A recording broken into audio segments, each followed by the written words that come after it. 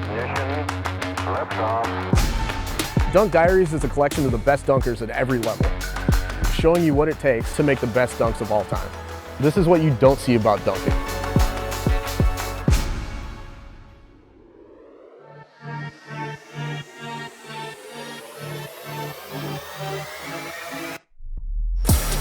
I definitely won over 40 dunk contests in my lifetime. But what first interested me in dunking was having the ability to actually score amongst the giants. I mean, that's where the motive was. I'm not the tallest guy, but I was a scorer. So to make it easier is being able to jump over guys and jump with guys. My first actual dunk, 8th grade year, summer, and I was working on my bounce for a couple of months, and then actually being able to do it when I did it, it was like, wow, this is something I work towards, but I know that there's room for improvement.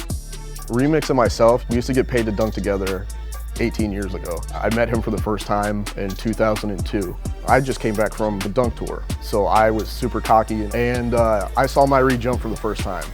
And my expression, you could tell in my head, I was like, I am no longer a pro dunker. I couldn't believe back then that somebody could jump that high. And here we are 18 years later, and he's jumping just as high as he did then. It's scary. When I realized I had the ability to bounce, it was my freshman year and I was out there competing. One day the ball came off the rim and everybody jumped and I jumped late, but I still ended up grabbing the rebound and jumping over them and dunking the ball. First in-game dunk. And after the crowd went wild, I didn't really realize what I did until, everybody witnessed it and let me know afterwards, and I was addicted. It was crazy after that. My breakthrough moment as a dunker, I played NCAA basketball, Division I, and had some pretty awesome dunks during the game. And submitted for the NCAA dunk contest, which was nationally televised, and this was back in 2004. That was your going viral moment that really made me the monster I am now as far as continuously improving. Where I get my style from, it's kind of a mixture between a few. I used to watch Dominique Wilkins when he dunked.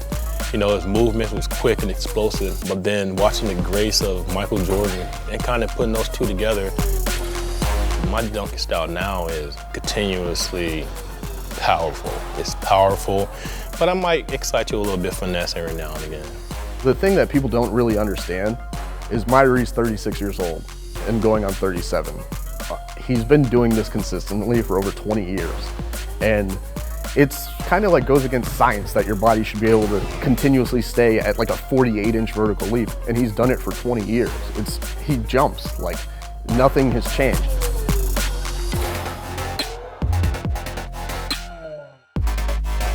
My signature dunk is a scoop, 360 scoop. Amazing dunk because it's like you're levitating in the air. I've had many, but that one there separates, I think, the men between the boys. I mean, that's my baby. I knock that one down and I'm satisfied with whatever dunk session I have. The most impressive dunk that Myrie did today was his 360 scoop. That's his dunk, and it's poetry in motion. It's unbelievable.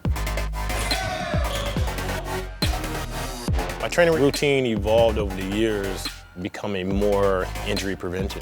My training used to be explosive movements and used to be plyometrics, but then going through injuries and trying to continue longevity, you're working on little things, the ligaments, the ankles, the knees.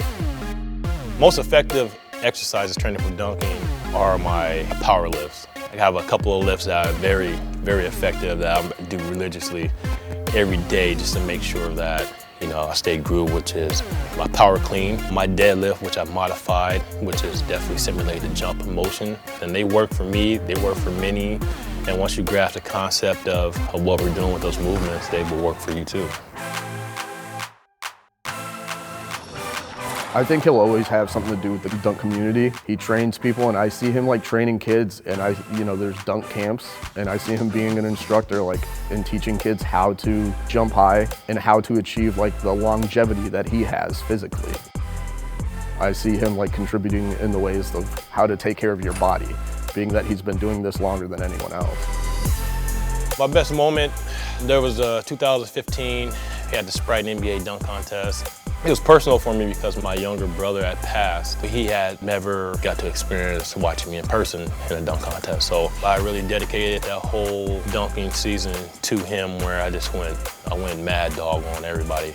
It was just a focus that I never had, and just going out there and being adamant about something that was bigger than myself let me know that there was another level that I reached. And that moment there let me know that it was like, hey, you're a different type of guy. You have a different calling than a lot of others, and once you get after it, man, it's a wrap of slowing you down.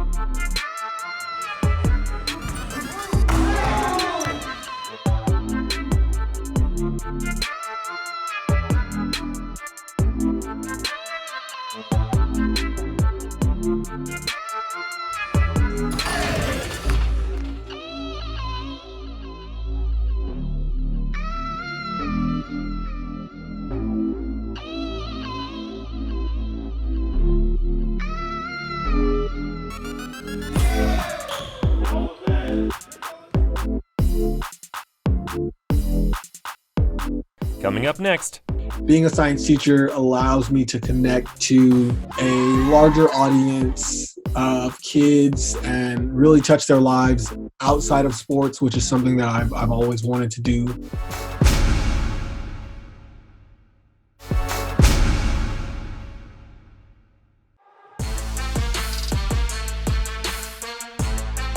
What is going on? My name is Jonathan Clark, aka J. Clark the Jumper. I'm originally from Los Angeles, California, currently living in Fresno, California, and I am the slam dunking science teacher.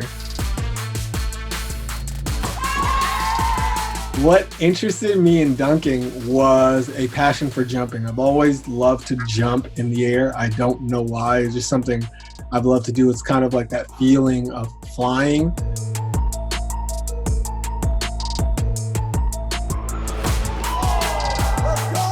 I was in track and field in high school, and when I was done with track and field, I still had that passion for jumping, and I didn't really know what to do with it, and I always played basketball, so I put the two together and really found dunking and fell in love with it as soon as I found the community. My earliest memory with dunking has to be my first dunk. I went to the park one day, sophomore year, and it was one of those like magical days where you kind of looked at it and it was like, I can get that. So I went and just got a basketball, ran up, jumped as high as I could, off 2 feet. I probably hung there for about a good 30, 45 seconds, just relishing that feeling of having that dunk. So once I started dunking, there was no looking back. I worked really hard to get to the level that I'm at. I would say my junior year of high school is when I finally saw like the fruits of all that labor kind of pay off, and I was one of the top athletes to go into the Junior Olympics, and knew that I had something special, and if I continue to work, it would kind of take me really far.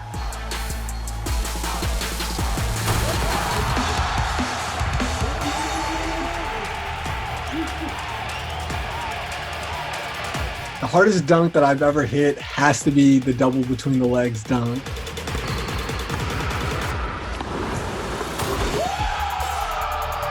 Most people see the dunk and they think, wow, that's awesome, that's pretty cool and stuff like that. But what they don't see is the years that went into making that dunk a reality.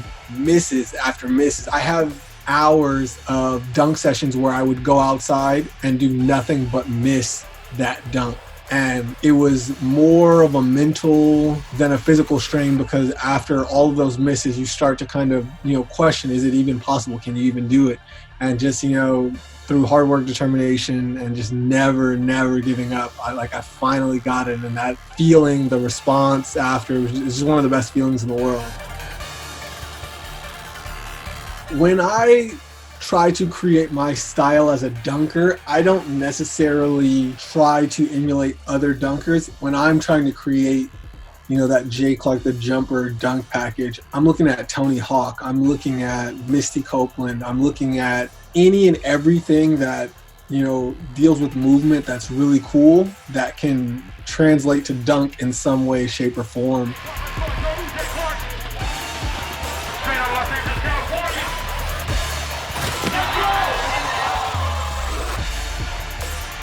My signature dunk has to be either the backflip dunk or Jonathan's wall. I actually did Jonathan's wall for the first time on Dunk League Season 1.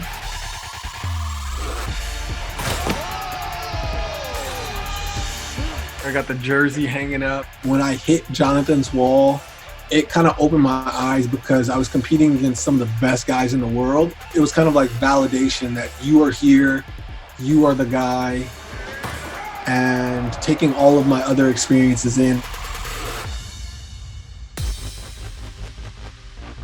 I am currently training 7 days a week for Dunk League Season 3. That's my main focus. That's what I really want to do. So I have to be pretty crafty with my training because I do have a full-time job.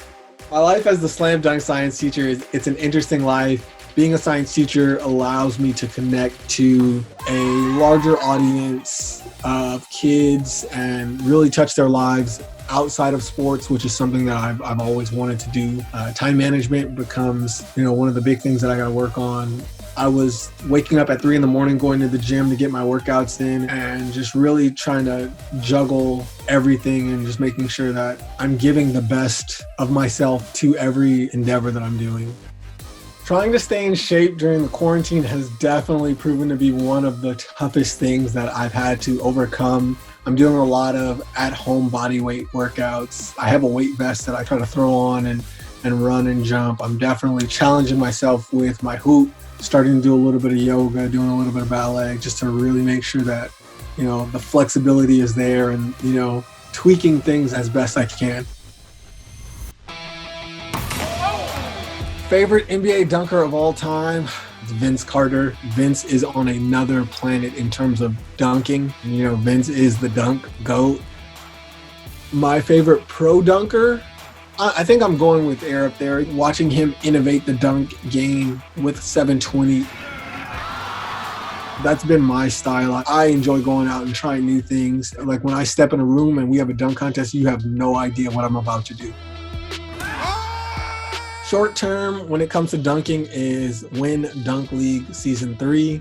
That's the goal. Long term, I want to create a platform where kids grow up wanting to be dunkers and a kid can make a living doing what they love doing. I think that's the dream. If you can do what you love doing and it doesn't feel like work, I think that's what's going to push the culture of dunking. And if I'm able to be a part of it in any way, shape, or form, I think that would be the dream and just kind of help foster that next generation of dunkers. Best dunker ever? I think every dunker has to be biased. If you're not saying yourself, you're doing something wrong. I truly don't think I'm there yet, but I think when it's all said and done and you're looking at body of work, the amount of dunks you can do, the amount that you push the culture, I definitely want to be able to say Jonathan Clark is the best dunker to have ever lived.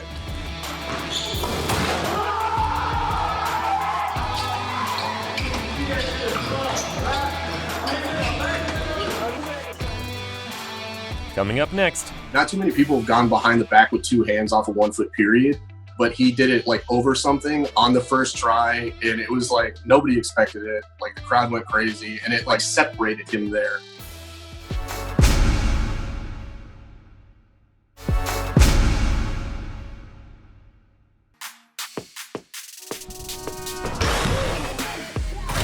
My name is Jordan Southerland from Marietta, Georgia. I'm 26 years old. I believe I'm the best dunker in the world right now because if I don't believe I'm the best, then what am I doing it for?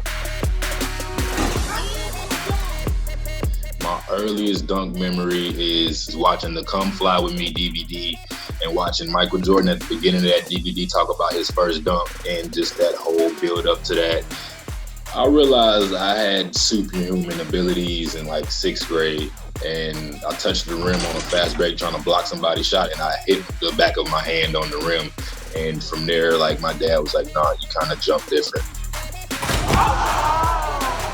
I hit my first dunk around age 13.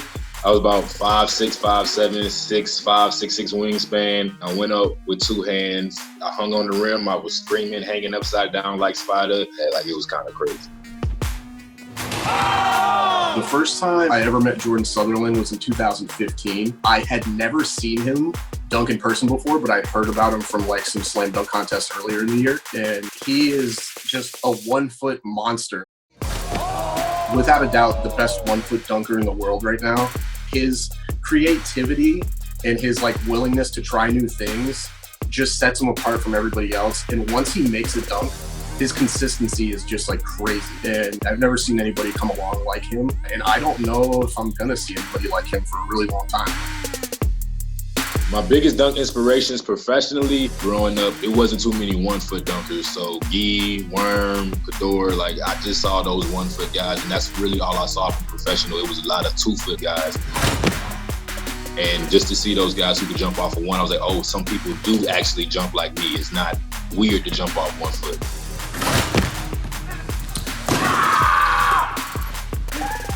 What is the craziest dunk I've hit? The inverter reverse. That's my favorite dunk, to switch legs in the air and then have to reverse the ball under the rim. To me personally, that's my most difficult dunk.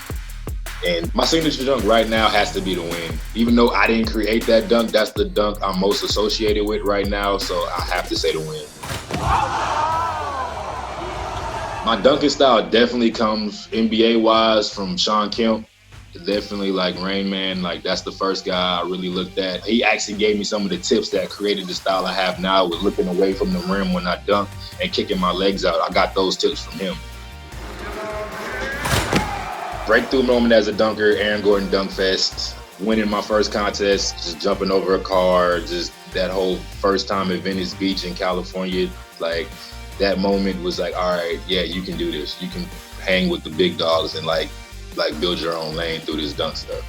The best dunk I've ever seen Jordan do in person was when we were in Shanghai last August, and he put out some sort of sign and he went behind the back with 2 hands over it. Not too many people have gone behind the back with 2 hands off a 1 foot period, but he did it like over something on the first try, and it was like nobody expected it. Like the crowd went crazy, and it like separated him there.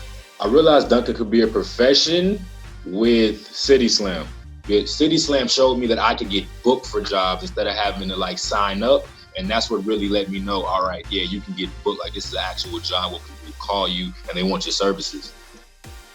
My dunk league experience. I didn't even get started for real in the competition. Broke my hand, a second event of the whole competition. So I don't even think about it because I just know I'm ready for the next season. I know what I have to bring, and I know the dunker I am now. If the season 3 did come up and the opportunity presents itself, it's gonna put me in a whole different light. I've been dreaming about that a lot. Best moment in a slam dunk contest, hands down, Dunk King season 2, jumping over my mom with my wife holding the ball. My dad was there.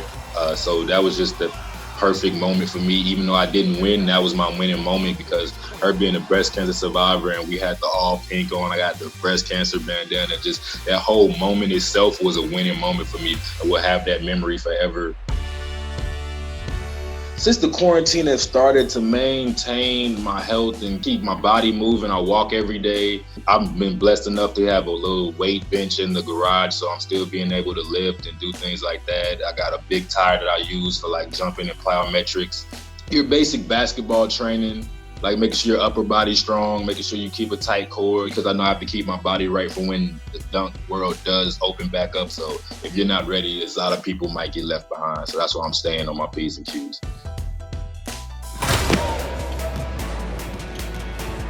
Favorite NBA dunker of all time, Vince Carter.